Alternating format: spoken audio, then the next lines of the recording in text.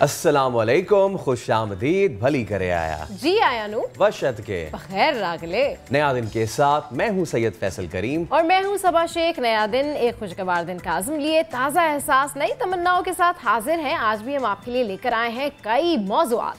आलूदा पानी को काबिल इस्तेमाल बनाने के लिए जदीद तरीका अपनाया गया है। ये कारनामा किसने अंजाम दिया, तरीका क्या है, शो में इस पे करेंगे बात। बच्चे कभी कभी गलत कदम उठा लेते हैं और वो कदम ऐसा होता है जो जिंदगी भर का पछतावा बन जाता है। बच्चे गलत कदम क्यों उठाते हैं, डांट डपट, असाजा की सख्ती, घरेलू माहौल या कोई और वजह, इस पर भी आज हम तफसीली बात करने वाले हैं। पैसे आपके, मजे कोई और कर रहा है। क्या आपको पता है कि आपका दिया हुआ चालान सिर्फ सरकार को नहीं जाता? ट्रैफिक चालान के पैसे किसको जाते हैं और कितने ये पैसे हैं, इसके पीछे कौन है, इस पे भी तफसील से बात होगी।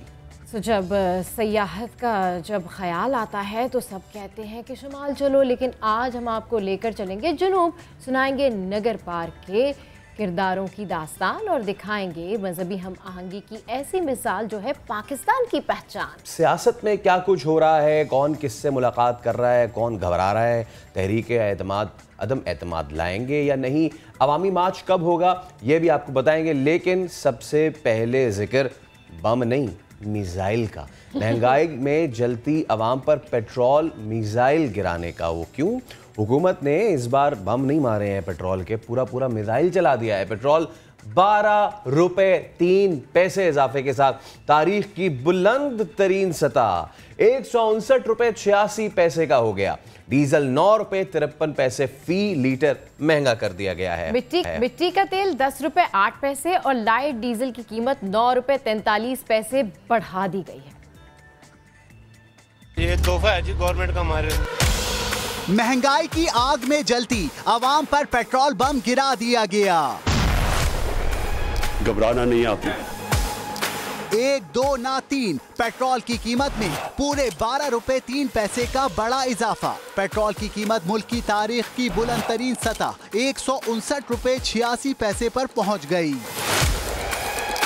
हाई स्पीड डीजल की कीमत में 9 रुपए 53 पैसे का इजाफा, नर्ख 154 रुपए 15 पैसे पर पहुंच गए। वजारत खजाना के नोटिफिकेशन के मुताबिक लाइट डीजल की कीमत 9 रुपए 43 पैसे फी लीटर बढ़ा दी गई। मिट्टी का तेल भी 10 रुपए 8 पैसे महंगा कर दिया गया।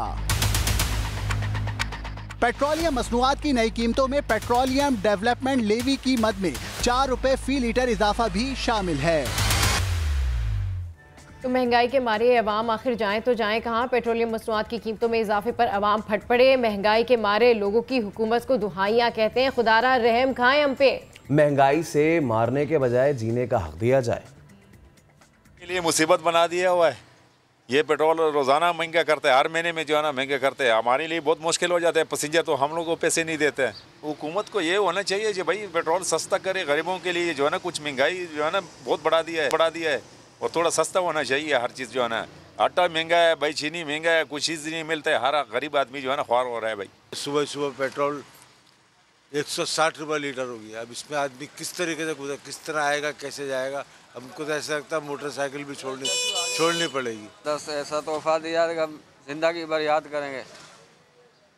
परेशान कर दिया हमको, वैसे भी हम परेशान से, लेकिन पेट्रोल बढ़ा के और परेशान कर दिया। पेट्रोल की वजह से और हर चीज़ महंगी हो जाएगी।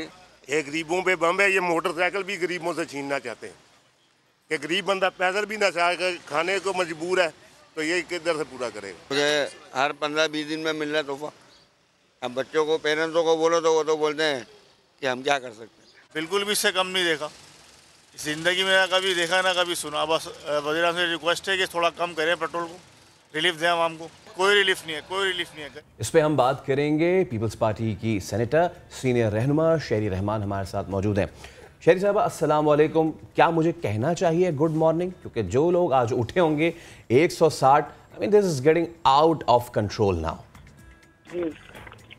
बहुत ही अफसोस हुआ सुन के जी कि अब तो एक डेली सा रूटीन बन गया है कि बंदा सुबह उठता है और ऐसा बम गिरा हुआ होता है महंगाई का।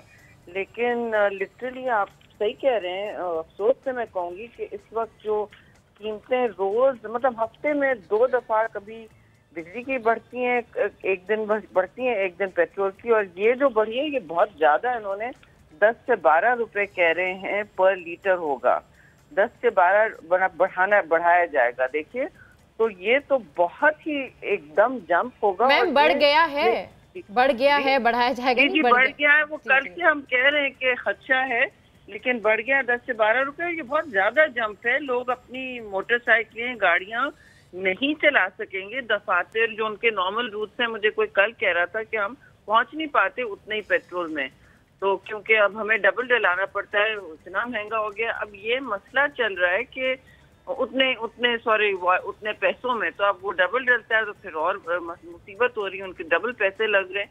मसला ये है कि देखिए ये वाला जो इस वक्त बढ़ोतरी हुई है, ये पेट्रोलियम लेवी जो लगी है ना IMF के कहने पर, ये वो है। और मैंने बजट में भी और मिनी बजट जब आ रहा था बताया था, इसकी निशानदेही की थी कि ये जो पेट्रोलियम लेवी है, चलिए आप एक दफा लगा देते हैं, आप बजट के बाद लगा देते हैं, बजट से पहले लगा देते हैं, जो भी, लेकिन इस तरह बार बार आप किसी ना किसी चीज के पीछे आप पेट्रोल और बिजली की और गैस की कीमतें अब बिल्कुल मतलब सोना हो गया, बढ़ाते चले जा रहे हैं। आम आदमी बिल्कुल नहीं, गाड़ियां भी कम होती जा रही हैं सड़कों पे, लोगों ने खड़ी कर दी है। वही रूट अब जो आपको 160 रुपए में पड़ता था, वो अब 100-200 और इसका डबल हो गया। तो ये सारी बातें बहुत ही अफसोसनाक हैं, और मैं समझती हूँ कि अब पाकिस्तान में जो एक तबाही आ रही है वो इसी इन्फ्लेशनरी ट्रेंड से होगी। लोगों की कमर टूट गई है सुनामी से, ये कीमतों की जो सुनामी आई है, इससे इतनी बड़ी यहाँ पे लोगों में गम और गुस्से और परेशानी और इंतशार की लहर फैल रही है कि हमारे जो हुक्मरान हैं ये गफलत की नींद सोए हुए हैं। इनको समझ नहीं आ रहा है इन्होंने क्या क्या हामी भर डाली है ये IMF जैसे इदारों को। हमने भी IMF प्रोग्राम लाए हैं बाबा, ऐसा नहीं होता है। उनसे बात करके उनको समझाना पड़ता है कि जो हमारी कौम की बर्दाश्त के बाहर है ये नहीं हो सकता। अब जो यहाँ तक इस इकोनॉमी को, इस मईशत को यहाँ तक ले जाएंगे, कमर तोड़ महंगाई, होशरुबा महंगाई तक ले जाएंगे, तो इसको कौन संभालेगा? इसको संभालना भी एक मुसीबत का काम है, लेकिन इम्पॉसिबल नहीं है। इनको अगर अपना थोड़ी भी इनको सोच है और परेशानी है आवाम के लिए, कोई भी मतलब आप अप्लाई करें माइंड और बात करें आलमी इदारों से, क्योंकि अब तो इन्होंने इतना कर्जा चढ़ा लिया है कि और कोई तरीका नहीं है, आलमी इदारों से बात ही करनी पड़ेगी, इतना कर्जा चढ़ा लिया है। और ये सब पास ऑन करते जा रहे हैं, अपनी शाख अर्जियां, अपनी नाअहली, ये अवाम को इस तरह पास ऑन करते जा रहे हैं। और मेरा खदशा है, अफसोस से मैं कहूँगी कि ये और करेंगे, इसी तरह और बढ़ती जाएगी। अच्छा मैम, हुकूमत का जो स्टांस है महंगाई के हवाले से, वो यही कहती है कि जो इंटरनेशनल मार्केट में ये प्राइसेस हाई हो रहे हैं, पूरी दुनिया में ही इस तरफ जो है वो महंगाई बढ़ती जा रही है, इन्फ्लेशन रेट बढ़ता जा रहा है, तो कोविड की वजह से तो वैसे ही इतने लोग जॉबलेस हैं, हमारी मईशत वैसे ही इतनी अंडर प्रेशर है, तो अब आप लोग कुछ बात करेंगे हुकूमत से? जिस तरह आपकी जानिब से एहतजाज भी किया जाता है, आप लोग प्रोटेस्ट भी कर रहे हैं, तो वो अब एहतजाज होगा? क्योंकि मैम आप देखें ना कि कितनी इन्फ्लेशन रेट जो है वो हाई होता जा रहा है। जी देखिए, फूड इन्फ्लेशन जो अशिया खुर्दनोश है, वो तो फूड इन्फ्लेशन 20% तक तजावज कर चुका है, 13% तो वैसे ही हो गया। अब इसमें सूरत हाल ये है कि जाहिर है अब हमने इस सबको एहतजाज तो करना होगा, बिकॉज हम हाथ पे हाथ रख के तो नहीं बैठ सकते। और ये जो कह रहे हैं कि आलमी मतलब कीमतें इतनी बढ़ी हैं, हमारे दौर में तो इससे बहुत ज्यादा थी, अभी $95 पर बैरल है, ऐसा कुछ है ना। हमारे दौर में तो 140 तक आ गई थी, और कीमतें लोकल इससे आधी थी। तो आप बताएं, ये सब मैनेज करना होता है ना आवाम के लिए। और ये जब इस तरह होगा, और फिर आप खित्ते में देखें, आप इंडिया की देख लें, हर दफा ये कहते हैं खित्ते में देख लें, आप उनकी ग्रोथ रेट्स देख लें, आप उनका पर कैपिटा देख लें, आप उनकी बेरोजगारी, ये सारी शरह सब देख लें, उनका इन्फ्लेशन देख लें। हम तो अक्सर चार्ट निकाल के इनको खरी दिखा देते हैं, तो ये बातें ना करें, लोगों को गुमराह ना करें। इसीलिए 27 फरवरी को चेयरमैन बिलावल भुट्टो ज़रदारी पीपल्स पार्टी के काफिले लेके कराची से इस्लामाबाद तक एक लंबा सफर है, लेकिन तय करना है पूरे मुल्क को साथ लेते हुए, और उम्मीद है आप भी साथ होंगे। इसीलिए कि अगर हम निकले नहीं तो आवाम हमसे पूछ रही है आप लोग कर क्या रहे हैं। तो हम अब अपने लोगों के साथ निकलेंगे, वहीं ज़मीन पर ही जो हम प्रोटेस्ट कर सकते हैं करेंगे, और इंशाल्लाह उसका एक सैर हासिल नतीजा भी होगा, क्योंकि अब तो घबराने का वक्त बिल्कुल आ गया है जी। शेर रहमान साहबा, वो जो कह रहे हैं ना कि इंटरनेशनल मार्केट में प्राइसेस बढ़ी हैं, क्रूड और ब्रेंट दोनों नीचे आए कल, एक तो चीज़ ये, दूसरी चीज़ ये है कि मुझे समझ में नहीं आ रहा कि इस बार हुकूमती जो तर्जुमान है वो कौन सा आके बताएंगे हमें कि अभी भी खित्ते में बाकी ममालिक में हमारी पेट्रोल प्राइसेस दूसरों के मुकाबले में कम है। यही सुनते आए ना, यही वो लोग कहते आए और यही लोग शायद यही लोग कबूल भी करते आए हैं। और साथ ही एक बहुत ही अजीज़ हुकूमती मेंबर थे, वो ये कह के भी गए थे कि लोग इतना प्यार करते हैं इस हुकूमत से कि 200 भी चला जाए पेट्रोल तो भी लोग बर्दाश्त करेंगे, तो भी लोग डलवाएंगे। खैर, ये सारी चीज़ें तो अपनी जगह। शहरी साहबा, परवेज़ खटक ने ये बयान भी दिया है कि देखिए अमेरिका में भी महंगाई इतनी हो रही है और बाकी ममालिक में भी इतनी, यूरोप में भी इतनी महंगाई हो रही है, आप हमें क्यों नाअहल कह रहे हैं? वहाँ भी महंगाई है, क्या वो भी नाअहल है? वो माशाल्लाह, ये तो बड़ी मतलब सोने पे सुहागा। ये देखिए, लोगों के जख्मों पर अब नमक ना छिड़कें। सबको पता है, अमेरिका हो या कोई और कंट्री हो, उनका पर कैपिटा देखें ना। मतलब आप सेब को अनानास से क्यों कंपेयर कर रहे हैं? आप क्यों लोगों को गुमराह कर रहे हैं कि वहाँ भी ये हालात हैं? वहाँ ऐसे कतई हालात नहीं है। वहाँ तो जो कोविड में स्टिम्युलस पैकेज, कंजर्वेटिव मुल्क है, मतलब उनकी मशहूर है रिपब्लिकन पार्टी, खास तौर से ट्रंप के दौर में भी ये हुआ। ये नहीं कि जो बाइडेन के दौर में, जो डेमोक्रेट है, उनके दौर में भी उन्होंने ये किया कि कोई बदतरसियां नहीं होंगी, कोई मतलब स्टिम्युलस पैकेज इतना पंप किया उन्होंने पैसा इकोनॉमी में, अपनी कंजर्वेटिव इकोनॉमिक पॉलिसी से बिल्कुल, सप्लाई साइड से बिल्कुल बरक्स उन्होंने इतना पैसा पंप किया इन्वेस्टमेंट इकोनॉमी, ताकि लोगों को जॉब्स मिलें और किसी किस्म की ग्रोथ हो और उनकी इकोनॉमी स्टेबलाइज करे। ये सिर्फ लोगों की कुव्वत खरीद और रोजगार से मुंसलिक है। उनको तो पता है उनकी हुकूमत ज्यादा ऊंच नीच करेगी तो निकाली जाएगी भाई। वो तो रोज देखते हैं उनके पॉइंट्स कितने गिरे। यहाँ तो अजीब और गरीब सूरत हाल है, ना कोई मिनिस्टर काम कर रहा है, ना कोई वो देख रहे हैं कि हो क्या रहा है जमीन पे। बनी गला के हेलीकॉप्टर की पेट्रोल तो आप बताएं ना कितने की होगी, वो तो कौन पे कर रहा है हमें नहीं पता। तो आप बताएं, लोगों को, अवाम की तो चीखें निकल रही हैं। बिल्कुल, अवाम बहुत ज़्यादा परेशान है। बहुत शुक्रिया। शहरी रहमान हमारे शो में गुफ्तगू कर रही थी और उनका ये था कि इस हवाले से अब वो एहतजाज करेंगे, जो उनका प्रोटेस्ट है उसमें मज़ीद तेज़ी आएगी। Let's see, hope for the best कि जो इन्फ्लेशन रेट है ये कब वापस आता है और कब जो है अवाम को सुकून का सांस मिल सकेगा। तो रातों रात पेट्रोल बम गिराने पर सुबह शहरियों का अब क्या रद्द-ए-अमल सामने आया, इस हवाले से जानते हैं समा के नुमाइंदे ज़ीशान मुगल से। जी ज़ीशान, क्या कहना है शहरियों का?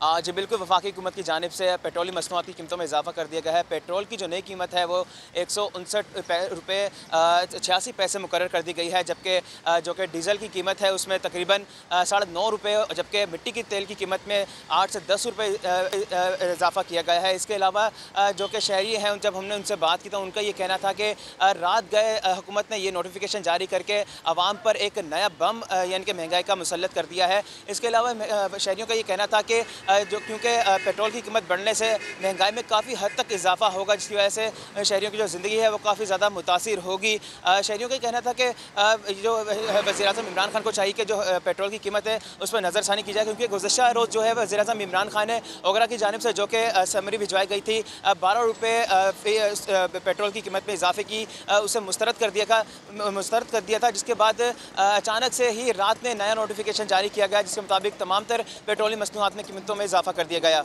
जी ठीक है, अपडेट करने के लिए शुक्रिया। तो फैसल, महंगाई जो है वो बढ़ती जा रही है और शहरी कितने ज़्यादा परेशान हुए हैं। अच्छा, पेट्रोल ने तो आग लगाई हुई है, सियासत भी कम गर्म नहीं चल रही है। मौलाना फजलुर रहमान कहते हैं कि हुकूमत का खेल खत्म हो चुका, अब अपोजिशन का खेल शुरू हुआ है। तहरीक अदम एतमाद हर सूरत लाएंगे। सरबराह PDM ने दावा किया है कि मुल्क में तब्दीली के इम्कानात रोशन हो रहे हैं। आगे बढ़ना है, उनका तो खेल मुक गया है, तो हमारा खेल शुरू हो गया है। हमने भी अदम एतमाद की बात शुरू कर दी। ये मुल्क हमारा है, ये किसी का जागीर नहीं है।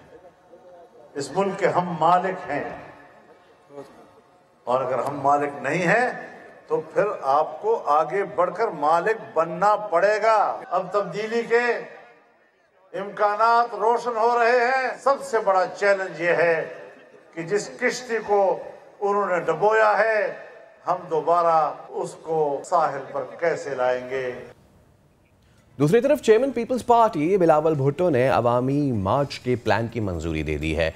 लॉन्ग मार्च 27 फरवरी को कराची से शुरू होगा, 10 दिन में इस्लामाबाद पहुंचेगा। मार्च सिंध के शहरियों से होता हुआ 3 मार्च को पंजाब में दाखिल होगा। बिलावल 4 मार्च को मुल्तान और 6 मार्च को लाहौर में खिताब करेंगे। 7 मार्च को बिलावल का जो काफिला है वो वजीराबाद लाला मूसा से होता हुआ झेलम और 8 मार्च को रावलपिंडी से इस्लामाबाद पहुंचेगा। तो ये सूरत हाल रहेगी इनके लॉन्ग मार्च के हवाले से हम आपको बता रहे हैं। तो जनाब वज़ीर दिफा परवेज़ खटक ने भी अपोजिशन को ललकारा, कहा तहरीके अदम एतमाद लाने का शौक भी पूरा कर ले, पता चल जाएगा कि मुकाबला किससे है। शाह महमूद कुरैशी ने भी कह दिया कि ये इस बार भी खाली हाथ ही रहेंगे। तहरीके अदम एतमाद लानी है तो शौक से लाएं। वजीर दिफा परवेज खटक ने भी अपोजिशन को ललकार दिया, कहा तहरीके अदम एतमाद की बातें करने वालों के हाथ कुछ नहीं आएगा। इमरान खान की और तहरीक इंसाफ की पूरी कोशिश है कि इस मुल्क को इन चोरों से निजात दिलाए और अभी भी ये सुन रहा हूँ कि अदम एतमाद करें, बड़ी खुशी से करें, पता चल जाएगा इनको कि मैदान में क्या। वजीर खारजा शाह महमूद कुरैशी कहते हैं अपोजिशन हुकूमत को घर भेजने की बातें 3.5 साल से कर रही है, मगर उनके हाथ खाली हैं। सियासी हदबंदी जो है वो सामने आ रही है। वो कहते हैं कि जनाब हमारी मकबूलियत है, अवाम में पजीराई है। ये आपके सामने अभी बल्दियाती इंतखाबात हुए खैबर पख्तूनख्वा में, नून किधर है? शाह महमूद कुरैशी का कहना था अपोजिशन महंगाई को जवाज बनाकर अपनी चोरी बचाना चाहती है, मगर ये कामयाब नहीं होंगे। तो इस पर बात करने के लिए इस वक्त हमें ज्वाइन किया है यूसुफ साहिबा ने। बहुत शुक्रिया, आपने हमारे शो के लिए वक्त निकाला। मैम, नून लीग मौलाना साहब आपके इत्तेहादियों से मुलाकातें कर रहे हैं, बहुत सारी बातें भी हो रही है इस हवाले से कि हुकूमत के खिलाफ महाज तैयार हो रहा है, क्या कहेंगी? अच्छा, बिस्मिल्लाहिर्रहमानिर्रहीम, सबको सुबह बखैर। और नून लीग और मौलाना साहब वैसे ही हारे हुए लोग हैं। 34 अमेंडमेंट से लेकर आज तक का उनका सफ़र, वो PDM अचार इस्तीफ़ों का आर या पार और फिर लॉन्ग मार्च, ये सारे ड्रामे इनके चलते रहेंगे। चलें, अच्छी बात है, इत्तेहादियों से मिल लें, क्योंकि सरकारी हलवा जो है वो इनको इतने अरसे से नहीं अवेलेबल है। तो हमारे इत्तेहादियों की चाय शाय पी लें, रोटी शोटी खा लें, इससे ज़्यादा इनका कहीं दाल नहीं गरनी। और अगर मैं ओपनली इनको ऑफ़र कर रही हूँ, अगर तहरीके अदम एतमाद लेकर आना चाहते हैं तो बिस्मिल्लाह करें, मुझे ज़रूर बताइएगा। मैं पर्सनली अपनी हक हलाल की कमाई से इन सबको खाना ज़रूर खिलाऊंगी, लेकिन हिम्मत तो करें, कोई डेट तो दें, कोई ईयर तो बताएं। ये खाली गीदड़ भपकियों से कोई फ़ायदा नहीं। मौलाना साहब की तो कॉन्स्टिट्यूंसी में अवाम ने फिर उन पर अदम एतमाद का इजहार कर दिया, तो अपनी कॉन्स्टिट्यूंसी हार गए, बन्नू हार गए, वो चलेंगे ये सारी तहरीक लीड करने के लिए। तो प्रॉब्लम यह है कि इनके पल्ले कुछ भी नहीं है। जो 34 अमेंडमेंट्स ये लाना चाहते थे, अपने केसेस से जान छुड़ाना चाहते थे, वो अब इनके पल्ले गले इनके पक्के पड़ गए हैं और उसी के खिलाफ जो ये भाग दौड़े हैं और वही इनकी बुखलाहट की असल वजह है। मिस कंवल, MQM भी नून लीग से मुलाकात करने लाहौर पहुंच गई है, क्या MQM से हुकूमत की बन नहीं रही है? MQM से मुकम्मल हमारा एतमाद है, वो हमारे एलाइज हैं और वो एक इंडिपेंडेंट जमात है। तो जमातें एक दूसरे से रब्ता करती हैं, मुलाकातें भी करती हैं, 100 दफ़ा करें, हमें कोई इनसिक्योरिटी नहीं है, हमारा उनके साथ मुकम्मल रब्ता भी है। और कल वज़ीर आज़म इमरान खान साहब से जो वज़ीर कानून है फ़रोग नसीम साहब और साथ में हमारे जो IT के मिनिस्टर हैं अमीनुल हक साहब, उन्होंने और अली जैदी साहब ने जो कराची के प्रेसिडेंट भी हैं और वज़ीर मैरी टाइम्स है, उन्होंने मुलाकात भी की है और एक बहुत ही एतमाद के माहौल में मुलाकात की है। तो तमाम लीडरशिप भी ऑन बोर्ड है और हमारे एलाइज बिल्कुल हमारे साथ ऑन बोर्ड भी हैं, इंटैक्ट भी हैं और जिस तरह वो पहले हमारा हर मौके पे साथ देते रहे, अब भी देंगे। इन्होंने जिससे मुलाकातें करनी है 100 दफ़ा करें, कोई प्रॉब्लम नहीं है, चाय शाय पीने के लिए अच्छा मौका है। अच्छा, फिरदौस आशिक अवान ने कहा है कि PTI को बाहर से नहीं अंदर से खतरा है। आपके ख्याल में कौन लोग हैं वो जिनसे खतरा है? ये तो फिरदौस आपा ही बता सकती हैं, मैं तो ऐसा समझती नहीं हूँ। हम अंदर बाहर से आपस में मुत्तहिद हैं। हाँ, ये है कि जो लोग यहाँ से चले जाते हैं फिर उनको वापस आने के लिए कोई इस किस्म के बयानात की ज़रूरत पड़ जाती है। तो अल्हम्दुलिल्लाह PTI अंदर से बिल्कुल मुत्तहिद है, आपस में सब एक हैं। छोटे मोटे प्लस माइनसेस तो सगे बहन भाइयों में भी होते रहते हैं, एक फैमिली में भी लोगों के नज़रियात और जज्बात बहुत सारी चीज़ों में डिफरेंट होते हैं, एहसासात भी फ़र्क होते हैं, लेकिन हमारा एक ही नज़रिया और एक ही लीडर है जिसका नाम इमरान खान है। और हमारा मकसद एक है, जिसका जो मकसद है पाकिस्तान और पाकिस्तान की आवाम की तरक्की, फलाह और बहबूद। और जो ये करप्ट टोला है, इसके खिलाफ हमारा जहाद ज़िंदगी के आखिरी सांस तक इंशाअल्लाह ताला चलता रहेगा, जब तक हमारा मुल्क इस करप्ट टोले से आज़ाद नहीं हो जाता और तरक्की की राह पे गामजन नहीं हो जाता। हमारी जद्दोजहद PTI के फोरम पे जारी रहेगी। अच्छा मैडम, ये बात ठीक है कि महंगाई पूरी दुनिया में है, लेकिन पाकिस्तान में अवाम की क़ुव्वत ख़रीद इनके बस से बाहर हो चुकी है।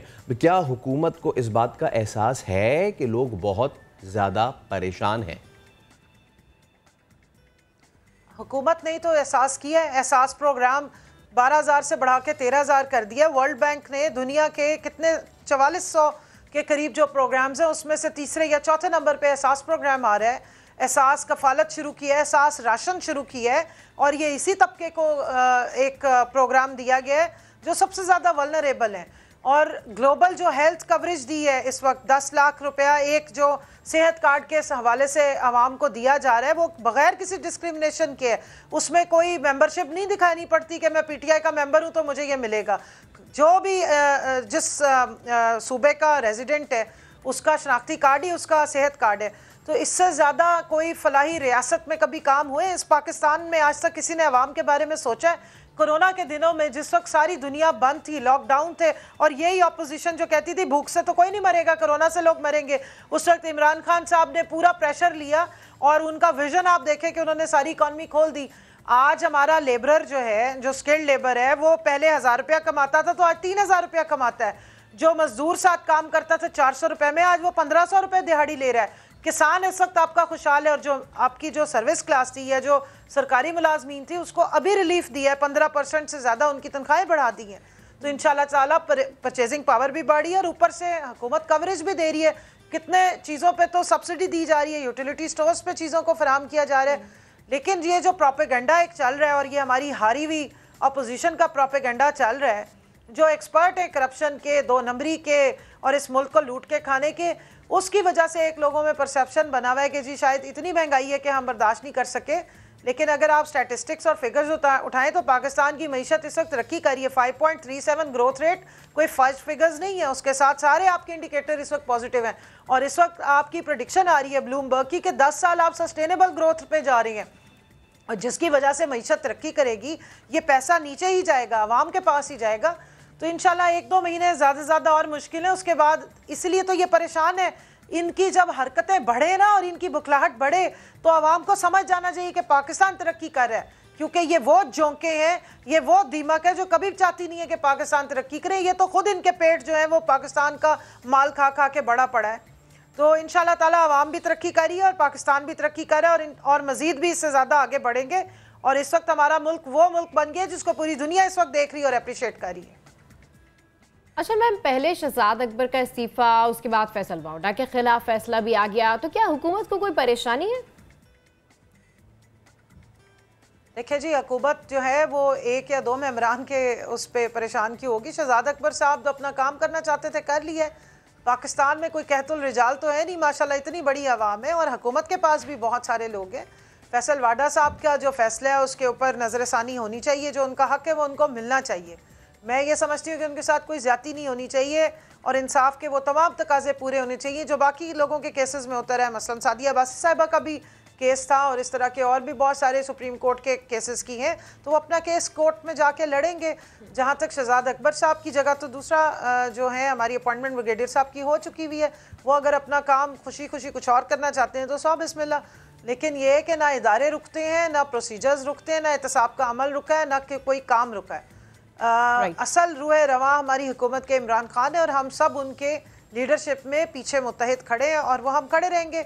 और हमारा मकसद पाकिस्तान की तरक्की और खुशहाली है, जिस पे हम सब स्टैंड करते हैं और खड़े रहेंगे उस पर। एक ब्रेक पे जा रहे, ब्रेक के उस पर हाजिर होंगे तो आपको दिखाएंगे कि पाकिस्तान में मजहबी रवादारी और मजहबी सयाहत कितनी फरोग पा रही है। So stay with us.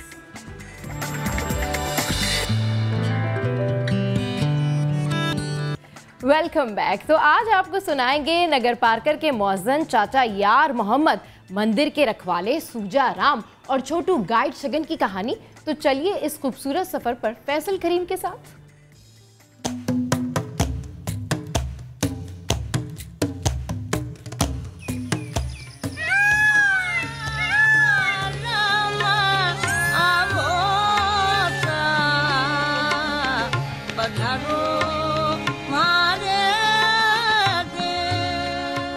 महाराजा गंगा सिंह के बीकानेर किले के दरबार में राग मांड में रचा ये गाना गाती अल्लाह जिलाई बाई को शायद ये मालूम न था कि एक दिन पूरी दुनिया इस अलग थलग देश में घूमने आएगी।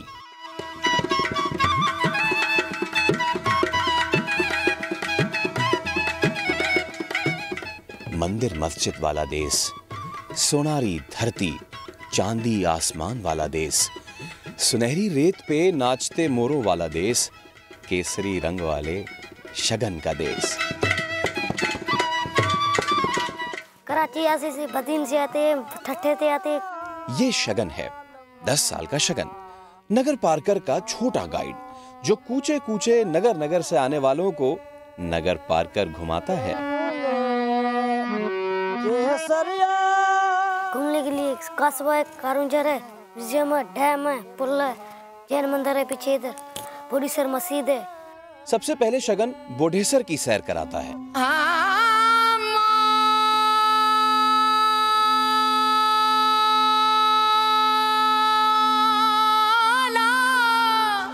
नगर पार्कर की सयाहत का एक और नगीना 500 साल से जायद पुरानी ये छोटी मगर इंतहाई खूबसूरत बोडेसर मस्जिद। ये मस्जिद तब से लेके आज तक ये अपनी पूरी शान शौकत के साथ यहाँ मौजूद है।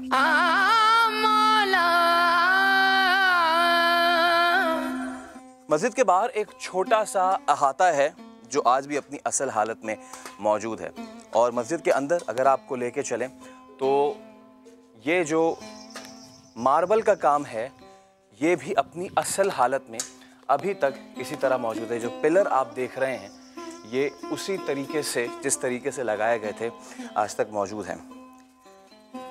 इसके अलावा इसका जो मेहराब है ये बड़ा खूबसूरत है और इस पे चूने का काम है और ये भी आज तक इसी अपनी असल हालत में मौजूद है। जब यहाँ पे खुदा के नाम लेवा सरबसजूद होते हैं तो यकीन जानिए कि एक अजब सा सुकून मयसर आता है। मस्जिद तो बना दी शब भर में ईमा की हरारत वालों ने। इकबाल ने ये मिसरा तो 1917 में कहा था, लेकिन 400 बरस कबल ही इस मिसरे को अमली जामा पहना दिया गया था। पुरानी मस्जिद है, 1505 में बनी है, 516 साल बनते हैं मस्जिद। 15वीं सदी के अवाइल में जंग की गरज से यहाँ का रुख करने वाले बादशाह महमूद शाह बेगड़ो और उसकी फौज ने फतह की खुशी में एक ही रात में इस मस्जिद को तामीर करवा दिया था। लेकिन इकबाल का दूसरा मिसरा 500 साल पुरानी इस मस्जिद कि जहां चंद सयाह ही सजदा रेज होते हैं, इसकी हालत जार बताने के लिए काफी है। मन अपना पुराना पापी था, बरसों में नमाजी बन ना सका। जी 5 वक्त नमाज पढ़ने के नहीं आते कोई बंदा, और दूसरे बंदे घूमने के लिए आते, वो आते नमाज पढ़ते। बादशाह तो मर गया, फौज भी खत्म हो गई, बस रह गई तो ये बोडेसर मस्जिद और इसका इकलौता मौज़िन यार मोहम्मद। मेरा नाम है सर यार मोहम्मद। सुबह के 7 बजे इधर आते हूँ मस्जिद पर, शाम को 4:30 बजे चले जाते हूँ घर। 5 वक्त में नमाज अजान देते हूँ, इधर बैठे हूँ देते हूँ। यार मोहम्मद रस्म अज़ां अदा करता है तो सयाहों में रूह बिलाली जागती है। यहाँ सजदा रेज होते हैं और जाते जाते यार मोहम्मद को भी कुछ दे जाते हैं। घूमने वाले आते हैं, को खुदावाट देते हैं, मेरे को 2 रुपए 5 रुपए 100 रुपए देते, शाम को बच्चों को आटा लेके जाते उधर बैठे। ज्यादा रंग और औगन तो नहीं, लेकिन जैसे थर और नगर पार्कर सादा है उसी तरह ये मस्जिद बोडेसर भी सादा है, और सादगी की खूबसूरती अपनी मिसाल आप है। यार मोहम्मद की कहानी तो आटे के हुसूल के साथ शायद खत्म हो जाती है, लेकिन शगन की कहानी अभी बाकी है मेरे दोस्त, और बाकी है पूनी जैन मंदिर की कहानी भी।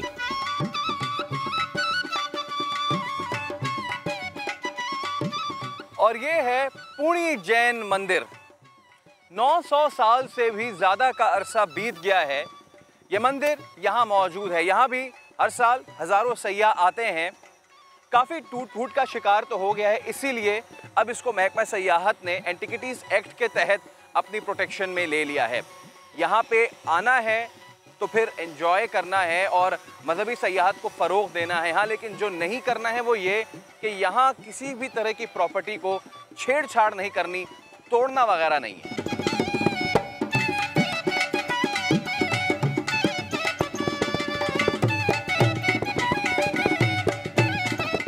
800 साल पुराना पूनी जैन मंदिर उस वक्त की सबसे मालदार खातून माई पूनी ने बनवाया था। रिवायत के मुताबिक मुकामी औरतों ने माई पूनी को उसकी दौलत का ताना देकर ऊपर वाले की राह में खर्च करने का कहा। तब माई पूनी ने यह मंदिर भी बनवाया और साथ ही कई किलो सोना मंदिर के सबसे ऊपरी हिस्से में यह कहकर छुपाया कि जो भी ये सोना निकालेगा उसका सर कट जाएगा।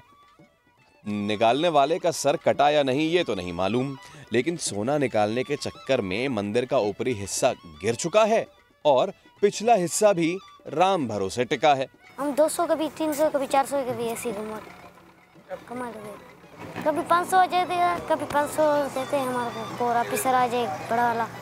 कहीं मंदिर मरम्मत का मुंतजिर तो कहीं हिफाजती इंतजामात का इंतजार।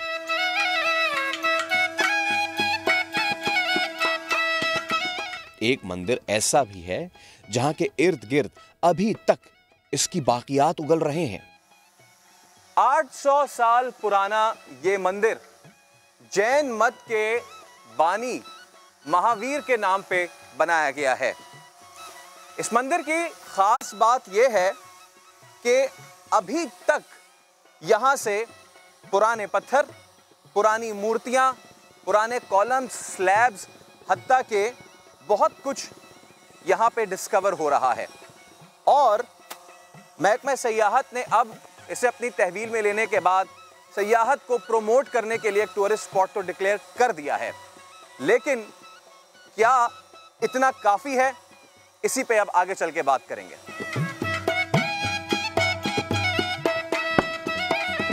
यहाँ का रखवाला सूजाराम आराम से बिल्कुल नहीं बैठ सकता, कहीं कोई यहाँ के कीमती नवादरात चुरा के ना ले जाए। पुराना तकरीबन हम तो पत्थर देखा 800 साल बोल रहे हैं, 800 साल।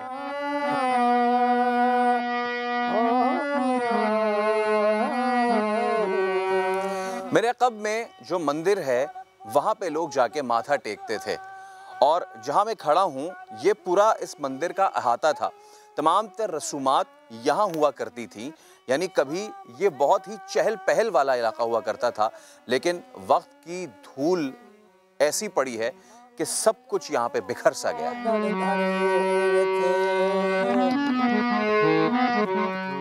कुछ चीज़ें ठीक हालत में हैं, कुछ टूट फूट गई हैं। ये एक सही सलामत है और इस जैसा एक और अब यहाँ नहीं है। गो के बाकी जितने भी नवादरात यहाँ से मिल रहे हैं उनको प्रिजर्व करने की कोशिश तो की जा रही है, जैसे कि ये पुराने कॉलम्स, ये कुछ मूर्तियाँ और मज़ीद बड़े पत्थर भी। लेकिन क्या ये इक़दाम काफ़ी है? ऐसा तो नहीं कि फिर कोई आए और फिर कोई इन्हें उठाकर चलता बने।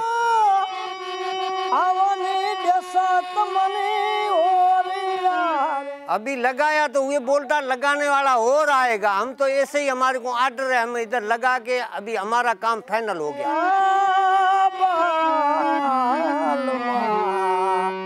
यहाँ से सिर्फ बेशकीमत मूर्तियाँ और दीगर पत्थर ही नहीं मिले, बल्कि एक बहुत पुरानी ज़ुबान यानी ब्राह्मी स्क्रिप्ट की लिखाई भी आप देख सकते हैं कि जो यहाँ पे खुदाई के दौरान मिली है। यहाँ से मूर्तियां मिल रही हैं, पुरानी लिखाई के नक़ूश मिल रहे हैं, पूरे पूरे चौबारे मिल रहे हैं। नहीं मिल रहा तो सूजा को रखवाली का मुआवजा नहीं मिल रहा। हमारे को ऐसी तनख्वाह नहीं मिलती तो सफर गुजर हुए तो मैं बैठा रहूं, बाकी 2000 में क्या होता है, सिगरेट पूरा तो नहीं होता है। शाम हो गई है। नगर पारकर के किरदार मोरों की तरह एक एक करके अपने घरों को वापस लौट रहे हैं।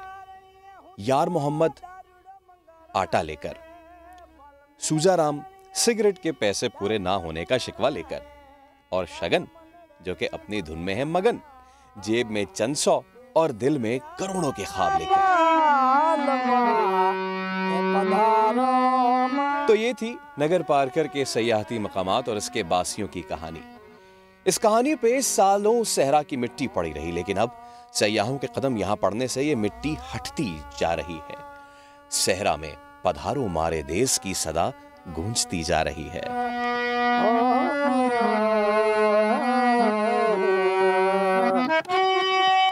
पड़ पड़ बूंद पड़त है, कड़ कड़ बीज कर, शाम बिना सुंदर हेकल। ये मंदिर, ये मस्जिद, यहाँ के पहाड़, यहाँ के झरने, यहाँ के लोग और ये पूरी की पूरी वादी दावत नजारा देती है सिर्फ पाकिस्तान के नहीं बल्कि पूरी दुनिया के सयाहों को। केसरिया बालम पधारो मारो देश। पधारो मारो देश। ओके। So seriously, पधारो मारे देश, ब्यूटीफुल, अमेजिंग, फैंटाबुलस। फैसल, कैसा रहा ये आपका विजिट, कैसी रही ये जर्नी आपकी? मेरे सफ़र से ज़्यादा ये जो थर पार्कर और नगर पार्कर का सफ़र है, ये दिखाना बहुत खूबसूरत है दुनिया को। एक जानिब जहाँ पड़ोसी मुल्क में ये सारी हरकतें हो रही हैं, दूसरी जानिब पाकिस्तान और नगर पार्कर पूरी दुनिया को बता रहा है कि मजहबी हम आहंगी कितनी खूबसूरत है। मंदिर और मस्जिद वाले इस देश की कहानी हमने आपको बताया। अभी एक ब्रेक लेते हैं। एक ब्रेक लेते हैं। ब्रेक के बाद जब वापस आएंगे तो ढेर सारी बातें और करनी है, हमारे साथ रहिए।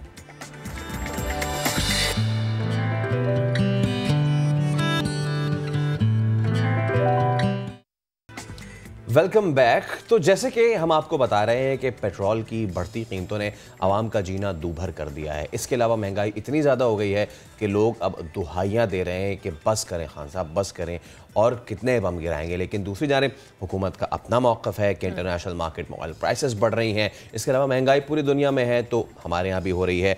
अब शो के इस हिस्से में हम क्या कुछ बात करने जा रहे हैं। शो के इस हिस्से में हम आपको बताएंगे कि आलूदा पानी को किस तरीके से काबिल इस्तेमाल बनाया जा सकता है, बनाया जा रहा है, अब ये कौन कर रहा है और कैसे हो रहा है, इस सब पे भी बात करेंगे। इसके अलावा हम थोड़ी बहुत जो है ना वो PSL का भी जिक्र करेंगे, लेकिन पहले हेडलाइंस।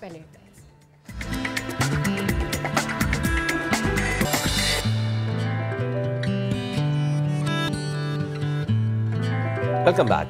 पंजाब यूनिवर्सिटी के तलबा ने सनतों और सीवरेज के आलूदा पानी को काबिल इस्तेमाल बनाने के लिए एक जदीद तरीका मुतारिफ करा दिया है। तो इस टेक्नोलॉजी में एक पौधा इस काम में इंतहाई मददगार साबित हो रहा है। ये पौधा कौन सा है और ये कैसे काम होगा, ये जान लेते हैं दानियाल उमर की इस रिपोर्ट में, फिर इस पर मजीद डिस्कशन करते हैं।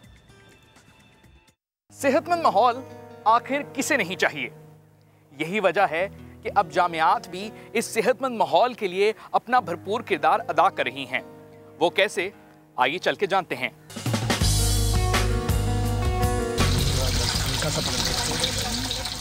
ये हैं पंजाब यूनिवर्सिटी में बॉटनी डिपार्टमेंट के तलबा, जिनकी तहकीक के लिए जामिया पंजाब ने 14 लाख रुपए की लागत से लगाया है पानी साफ करने वाला प्लांट। गंदा पानी चाहे सनतों का हो या सीवरेज का, तलबा आलूदा पानी इस प्लांट में डालते हैं।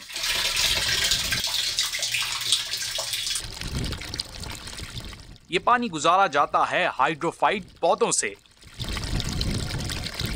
साथ ही बजरी का भी सहारा लिया जाता है। 10 रोज से जायद अमल में हाइड्रोफाइट की मदद से सैकड़ों लीटर पानी साफ हो जाता है। तुलबा के मुताबिक पानी को साफ करके इससे गंदम, चावल और मुख्तलिफ सब्जियां उगाई गई हैं। बायोफिजिकल सिस्टम बनता है, जब वो हॉरिजॉन्टली वाटर सेल्स में से मूव करता हुआ आता है तो वो इरिगेशन के लिए, आबपाशी के लिए वो बड़ा मुफीद होता है। बॉटनी के प्रोफेसर डॉक्टर शफीक कहते हैं लाहौर में साफ पानी तेजी से कम हो रहा है। पाकिस्तान में 5% से भी कम सनतों में वाटर ट्रीटमेंट प्लांट लगे हैं। हमारा ये जो सिस्टम है ये पानी को साफ़ करने की इंडिजिनस अप्रोच है, जिसमें हमें ज़्यादा इनपुट्स नहीं चाहिए और हम इसे लोकलाइज सिनेरियो में ना सिर्फ इस्टेब्लिश कर सकते हैं बल्कि इसको ऑपरेशनल भी रख सकते हैं। माहिरीन के मुताबिक पानी का किफायतशारी से इस्तेमाल और इसे दोबारा कारामद बनाना इंतहाई जरूरी है। अवाम ने आदत ना बदली तो आइंदा चंद बरस में पाकिस्तान को पानी के बहरान का सामना करना पड़ेगा। कैमरामैन अजहर इकबाल के साथ दानियाल उमर, समा, लाहौर। तो इनोवेशन ही आगे दुनिया के लिए जो है वो सस्टेनेबिलिटी प्रूव कर सकती है, और पाकिस्तान में इस तरह की चीज़ें होना बड़ा ज़बरदस्त है। इस पर गुफ्तगू करने के लिए हमने मदऊ किया है vice chancellor Punjab university professor Niaz Ahmad Akhtar साहब को। प्रोफेसर साहब, thank you so much for your time. मुझे सबसे पहले तो यही बताइए कि हमारे यहाँ जो वाटर एंड सैनिटेशन की कंडीशन है उस लिहाज से ये कितना अच्छा इनिशिएटिव है, और इस प्रोजेक्ट के बारे में मजीद क्या कुछ बता सकते हैं आप हमें, कितना एप्लीकेबल है? Thank you very much Faisal and Saba, आपने मुझे समा के इस प्रोग्राम में लिया। मैं बहुत मशकूर हूँ। मैं आपकी डॉक्यूमेंट्री सुन रहा था। देखें, कुछ अर्सा पहले botany department of Punjab university ने सॉलिड वेस्ट या बायोमास वेस्ट को कन्वर्ट किया फर्टिलाइजर, और इसी तरीके से पंजाब यूनिवर्सिटी ने अपने फैकल्टी मेंबर्स और रिसर्चर के थ्रू ये प्रोजेक्ट, जिसमें एफ्लुएंट या सीवरेज सिस्टम जो है, हमने इसको ट्रीट करने की कोशिश की है। देखें, ये प्रिंसिपल्स जो है how to treat a waste water, ये एक फंडामेंटल प्रिंसिपल्स हैं जो इंटरनेशनली और नेशनल लेवल पे इनका कंसेप्ट एग्जिस्ट करता है। लेकिन पंजाब यूनिवर्सिटी के तलबा ने ये किया कि इस वाटर को जो अगर हम ऐसे ही डिस्चार्ज कर दें in the aquatic system, reverse में, कैनाल्स में, देखिए वहां पे एक अलहदा लाइफ है, तो उसको हम थ्रेटन करेंगे। इसलिए उसको ट्रीट करना बहुत जरूरी है, चाहे वो सीवरेज वाटर हो या आपका इंडस्ट्रियल वेस्ट हो। तो इसलिए हमारे बच्चों ने कोशिश की कि इसको ट्रीट करके उसको काबिल इस्तेमाल बनाया जाए। ये जो एफर्ट है, जिस वक्त ये वाटर, ट्रीटेड वाटर जो है, जिसको एफ्लुएंट्स जो है, उसके बाद हम इसको डिस्चार्ज करेंगे to the as a fertiliser for wheat, for the rice और फॉर द वेजिटेबल पर्पसेस। मेरे ख्याल में इससे हमारे एक तो एनवायरमेंटल पॉइंट ऑफ व्यू से, एक्वेटिक पॉइंट ऑफ व्यू से, और फिर एग्रीकल्चर प्रोडक्टिविटी के पॉइंट ऑफ व्यू से ये हर लिहाज से बहुत ही यूजफुल होगा। इसलिए मैं आई congratulate my team, botany department, इसके साथ ही हमारे जो बकिया डिपार्टमेंट्स हैं जैसे इंजीनियरिंग के departments, earth and environmental sciences है, तो ये लोग एग्रीकल्चर का डिपार्टमेंट है, इसमें वो खुसूसी तौर पर दिलचस्पी ले रहे हैं। देखिए, आपने जो शुरू में बात की, पंजाब यूनिवर्सिटी इस वक्त फोकस कर रही है कि हम वो काम करें जो सोसाइटी के बेनिफिट के लिए हो, क्योंकि हमें जो पैसा मिलता है पंजाब यूनिवर्सिटी को गवर्नमेंट ऑफ पाकिस्तान की तरफ से, वो टैक्स पेयर्स का पैसा है, तो लिहाजा हम उसकी इफेक्टिव और एफिशिएंट यूटिलाइजेशन के लिए पूरी कोशिश कर रहे हैं कि जिससे सोसाइटी को बेनिफिट मिले। ठीक है, अच्छा सर, बिल्कुल आप सोसाइटी के बेनिफिट के लिए बहुत ज़बरदस्त काम कर रहे हैं। सर, थोड़ा सा प्रोजेक्ट के हवाले में मजीद बताएं कि कितना टाइम लगा इस प्रोजेक्ट में, और टेक्नोलॉजी के बारे में बताएं कि जो पानी को साफ बनाने के लिए इस्तेमाल की गई है, साथ ही हाइड्रोफाइड प्लांट इस टेक्नोलॉजी का हिस्सा है। सर, इसका क्या काम है, थोड़ा सा हमें एलिब्रेट करके बताएं। देखें, ये जो प्रोजेक्ट्स मेरे स्टूडेंट्स के होते हैं, हम 1 साल के लिए प्रोजेक्ट्स देते हैं, लेकिन उनके रिजल्ट्स जो है वो हो सकता है 6 महीने के बाद आ जाए, आफ्टर द कंप्लीशन। जिस वक्त हम डिस्प्ले करते हैं वो आफ्टर ईयर करते हैं। एक तो पहला पार्ट ये है कि स्टूडेंट्स को टाइम कितना लगा। सेकेंडली, ये जो ट्रीटमेंट है इसमें केमिकल मेथड भी है, फिजिकल मेथड भी है और बायोलॉजिकल मेथड भी है। हम फिजिकल मेथड में ये जो सॉलिड्स पार्टिकल्स होते हैं इनको हम सेटल करवाते हैं ताकि पानी में जो डस्ट पार्टिकल या सॉलिड मटेरियल जो है वो सेटल डाउन हो जाए। उसके बाद अगर केमिकली इसमें कोई ऐसे केमिकल्स हैं उनको न्यूट्रलाइज कर दिया जाए तो हम इसको कहते हैं कि ये केमिकली ट्रीटमेंट हुई है। और इसके अलावा बायोलॉजिकल मेथड इसके साथ ट्रीटमेंट, जो बॉटनी का देखें जो कंपोनेंट आता है बायोलॉजी वाले, वो बैक्टीरिया और माइक्रो ऑर्गेनिज्म के थ्रू ऐसे केमिकल्स को ट्रीट करते हैं जहां पे केमिकल जो है हम ट्रीटमेंट नहीं कर सकते, या ये दोनों इकट्ठे भी हो सकते हैं। तो ये तीनों मेथड्स की इंटीग्रेशन से ये वाटर की ट्रीटमेंट होती है। ठीक। अच्छा, मुझे प्रोफेसर साहब ये बताइएगा कि जो मैंने अपने पहले सवाल में भी कहा था, मैं उसको मज़ीद ज़रा वुसअत दे देता हूँ कि एप्लीकेबल कितना, यानी कि क्या आपकी इसमें इंडस्ट्रियल लेवल पे गुफ्तगू हुई है किसी से कि इसको पूरे तरीके से, अच्छे तरीके से इस्तेमाल किया जा सके? क्या मज़ीद इस प्रोजेक्ट की टेस्टिंग की ज़रूरत है या फिर it's ready to go? Sir ऐसे है फैसल कि हमारे बच्चों ने ये प्रैक्टिकल किया, रिसर्च वर्क किया। उसके बाद आप देखते हैं, आपने पंजाब यूनिवर्सिटी को विजिट किया हुआ है। पंजाब यूनिवर्सिटी के पास इतना एकर्स में लैंड है जिसके ऊपर हम खुद टेस्टिंग करते हैं। हमारे जितने ये गवर्नमेंट ऑफ पाकिस्तान की जो लैंड है इस पर्पस के लिए है। हमने इस वक्त हमारे जो गंदम है, चावल प्लस जो वेजिटेबल्स हैं, हमने इसको ट्रीट करके सीवरेज वाटर को हमने अपने इस एग्रीकल्चर साइट पे इसको यूज किया है। इंशाल्लाह इसके प्रोडक्ट्स जो है ना, रिजल्ट्स जो है ना, बहुत ही फेवरेबल हैं और बहुत ही अच्छे हैं। जी अच्छा सर, डेफिनेटली एक अच्छा प्रोजेक्ट है सर। जैसे कि हमारे मुल्क में टैलेंट की तो कोई कमी नहीं है, और जब इस तरह से कोई आइडिया प्रेजेंट किया जाता है स्टूडेंट्स की जानिब से, तो यूनिवर्सिटी इसको किस तरह टेकअप करती है? और सर इन फ्यूचर मजीद कोई और हमारे जो स्टूडेंट्स हैं वहाँ पर पंजाब यूनिवर्सिटी में, वो कुछ और रिसर्च कर रहे हैं? जी मैं आपको बताऊं बेटा, ऐसे है सबा कि पंजाब यूनिवर्सिटी या बाकी हायर एजुकेशन इंस्टीट्यूशन, ये टेक्निक ही यही होती है। बच्चे एक उनका एक खास टाइम है जो यूनिवर्सिटी में वो स्टे करते हैं। मेरे टीचर्स जो है ना, वो कंटिन्यूअसली सुपरवाइज करते रहते हैं। लेकिन एक प्रोजेक्ट कंप्लीट हो गया, लेकिन दूसरे स्टूडेंट्स ने इसको आगे चलाना है। अब जैसे मैंने बैक्टीरिया की आपको एग्जांपल्स दी, बाज बैक्टीरिया ऐसे हैं वो केमिकल उनकी गिजा है। जैसे मैं सल्फर का अगर आपको बताऊं, अगर कोई ऐसा कंपोनेंट उसमें मौजूद है वेस्ट के अंदर, तो वो बच्चे जो है ना उसके ऊपर इसको कंटिन्यू करवाएंगे। ये रिसर्च का सिलसिला इस तरीके से आगे चलता रहता है। ये नहीं है कि इधर ही आके स्टॉपेज हो जाएगी और उसके बाद कोई और प्रोजेक्ट शुरू हो जाएगा। तो इस तरीके से साइंस और टेक्नोलॉजी की जो रिसर्च है या सोशल साइंसेस की रिसर्च है, इस तरीके से वो कंटिन्यू करती है। ठीक है, बहुत शुक्रिया। प्रोफेसर नियाज अहमद अख्तर इस शो में गुफ्तगू कर रहे थे और इंतहाई बेनिफिशियल गुफ्तगू उन्होंने की। उन्होंने कहा कि जो रिसर्च वर्क है ये रुकता नहीं है, ये चलता रहता है। कुछ ना कुछ नए आइडियाज़ जो हैं वो स्टूडेंट्स लेकर आते रहते हैं, और जब प्रोजेक्ट दिया जाता है फैसल, तो उस वक्त हर बंदा ये सोचता है कि मैंने कुछ नया करके दिखाना है। और टैलेंट की कमी नहीं है इस मुल्क में, बस ज़रा सा नशर करने की ज़रूरत है। एक ब्रेक ले रहे, ब्रेक के उस पर हाजिर होंगे तो मज़ीद स्टोरीज आपसे डिस्कस करेंगे।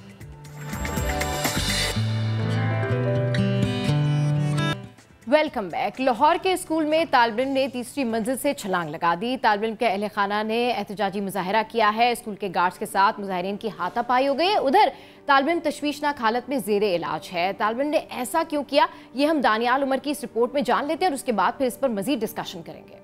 तो इस वक्त हमारे साथ समा के नुमाइंदे दानियाल उमर मौजूद हैं, उनसे तमाम तर सूरत हाल जानते हैं। दानियाल बताइए कि क्या मजीद इस केस में अपडेट्स आ रही हैं, हमें ज़रा आगाह कीजिए।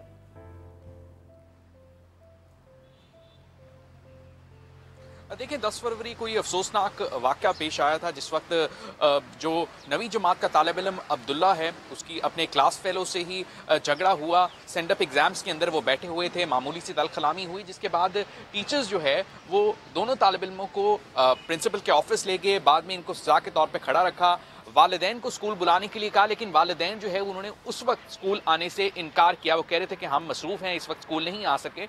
और वालिदैन ने इल्ज़ाम आयद किया है कि इस दौरान जिस वक्त उसे सज़ा दी गई थी, तो टीचर्स जो है वो उसको काफ़ी ज़्यादा डीमोटिवेट करते रहे कि अब तुम्हारा करियर ख़त्म हो जाएगा, अब तुम्हें सख्त सज़ा दी जाएगी, अब तुम्हें एक क्लास पीछे कर दिया जाएगा।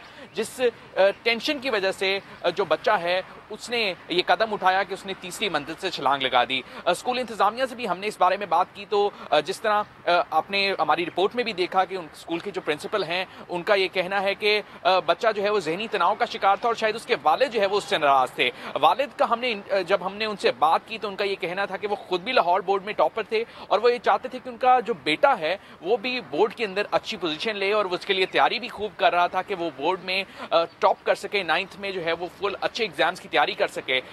इस वक्त आज के रोज़ जो है वो डिस्ट्रिक्ट एजुकेशन अथॉरिटी ने भी इस तमाम तर मामले का नोटिस ले लिया था और ये तजवीज़ भी ज़ेरे गौर थी कि आया स्कूल को सील कर दिया जाए या फिर स्कूल का लाइसेंस मनसूख करके इनके जो मालिकान हैं उनके खिलाफ FIR दर्ज करवाई जाए। तो इस वक्त 11 बजे जो है वो स्कूल की जो इंतज़ामिया है और वालिदैन हैं इस बच्चे के, उनके साथ एक मीटिंग होगी डिस्ट्रिक्ट एजुकेशन अथॉरिटी की, क्योंकि चीफ सेक्रेटरी पंजाब इस मामले का नोटिस ले चुके हैं।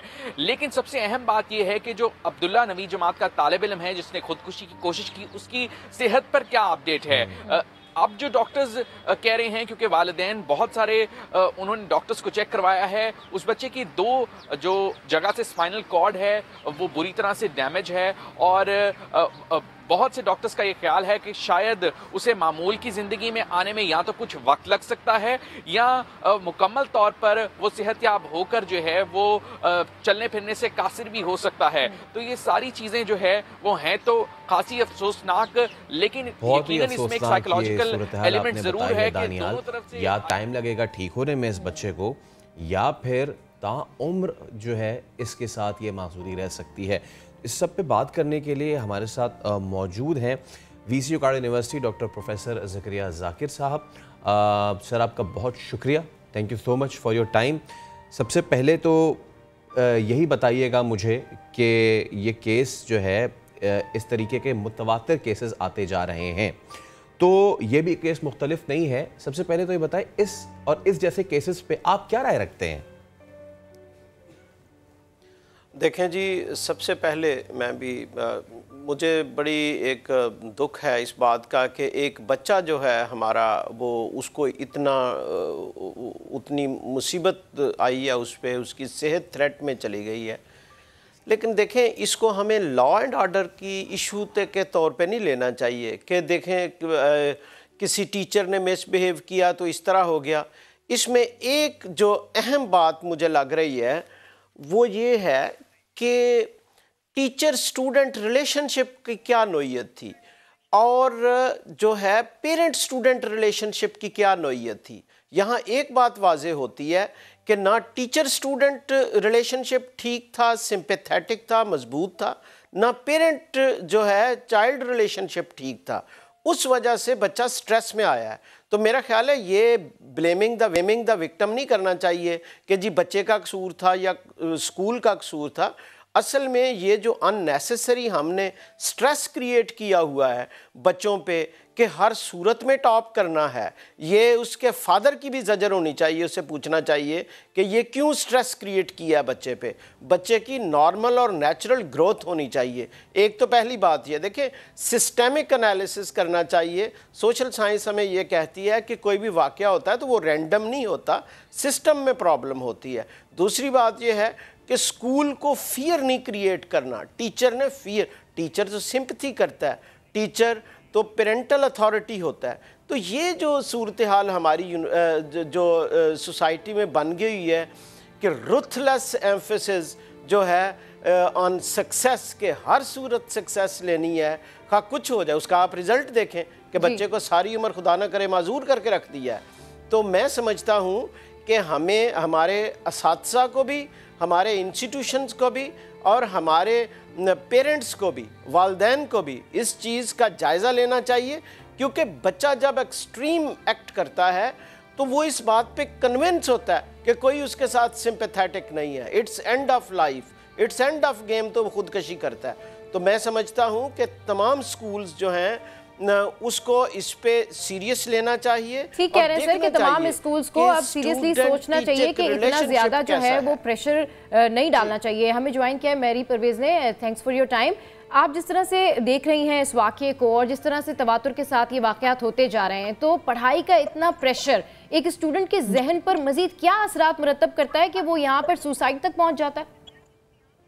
आई थिंक सबसे पहले तो I would agree with doctor साहब as well, the entire situation जो उन्होंने जिस तरीके से डिस्क्राइब किया कि ना सिर्फ ये एक इंडिविजुअल का इशू है बल्कि कल्चरल और एक सिस्टमैटिक इशू भी है, जिसको हमें जो उसकी रूट कॉजेज हैं या जो उसका वाई का आंसर है वो हमें वहाँ से मिलता है कि हमारे बच्चे क्यों इतने अंडर प्रेशर हैं। यहाँ उनको क्यों लगता है कि सक्सेस की जो मेजरमेंट है वो उसके स्कोर या उसके ग्रेड से होगी और वो कौन सी डिग्री और कितनी क्वालिफिकेशन देगा वो डिटरमिन करेगी ये चीज़ कि वो बच्चा जो है वो कितना सक्सेसफुल हो सकता है। हम क्योंकि अपने बच्चों को ट्रेनिंग इस तरीके की दे रहे होते हैं कि अगर फलां डिग्री कंप्लीट करोगे तो फिर उसके बाद आपका ये अगला माइलस्टोन अचीव होगा और फिर उसके बाद आप आगे आगे करके जाएंगे। आपको ये अंडरस्टैंड करने की ज़रूरत है कि एक बच्चे का जो जहन है वो बहुत ही वल्नरेबल है। आप उसको इजीली मैनिपुलेट कर सकते हैं, आप उसको इजीली बहुत ज़्यादा किसी ऐसे डायरेक्शन के अंदर लेकर जा सकते हैं जो कि पॉजिटिव भी हो सकता है और नेगेटिव भी हो सकता है। तो ये हमारे लिए as guardians, as parents, as teachers ये एक बहुत बड़ी रिस्पॉन्सिबिलिटी है कि आपके पास सिर्फ एक इंडिविजुअल जो है वो पढ़ने नहीं आ रहा, उसकी ग्रूमिंग, उसकी सोच, उसकी पर्सपेक्टिव टू लाइफ, वो सब कुछ आपके हाथ के अंदर है। और ये जितनी एक कहना कि एक पावरफुल सी अथॉरिटी लगती है, उतनी ही ज़्यादा ये रिस्पॉन्सिबिलिटी का काम भी है। तो इसलिए टीचर्स की जो ट्रेनिंग है सबसे पहले कि उन्होंने अपने बच्चे को, अपने स्टूडेंट्स को जो है वो काउंसिल किस तरीके से करना है। अगर कोई बच्चा साइकोलॉजिकल, इमोशनल टर्बुलेंस से गुजर रहा है, जैसे कि इस सिचुएशन के अंदर, आप रादर देन कि हम उसको ताने दें और उसको जो है वो उस इमोशनल नहज के ऊपर लेकर आ जाएं कि उसको ये लगे कि मेरे साथ अभी कोई एम्पथाइज नहीं कर रहा। एक चीज है सिंपैथी, जैसे डॉक्टर साहब ने कहा, but empathy is when you आप किसी और के जूते में अपना पाँव डाल के देखते हैं कि अगर मैं इस सिचुएशन में होता तो मैं क्या बिहेव करता, कैसे फील करता। तो वो एम्पैथी हमारे अंदर जो है उसकी कमी है और उसकी ज़रूरत बहुत ज़्यादा है। अच्छा डॉक्टर साहब, ये मैं अब आपसे मैं पूछना चाहूँगा कि प्रोफेसर साहब, हमने जो वो डार्विन की थ्योरी है ना, सर्वाइवल ऑफ द फिटेस्ट, वो हमने और कहीं पे शायद लागू नहीं की, वो हमने अपने 9th और मैट्रिक के बच्चों पे सबसे ज़्यादा लागू कर रखी है, ऐसा लगता है, टीचर्स भी और पेरेंट्स भी। अब पेरेंट्स की तरफ से ये खौफ आता है कि अगर अच्छे मार्क्स नहीं आएंगे तो मार पड़ेगी, मतलब कि ऐसे बहुत सारे वाक़यात हैं ना कि जहाँ पे बच्चे ने रिपोर्ट कार्ड आई है वो छुपा ली है और दिखा नहीं रहा है मार पड़ने से और ये सारी चीज़ें।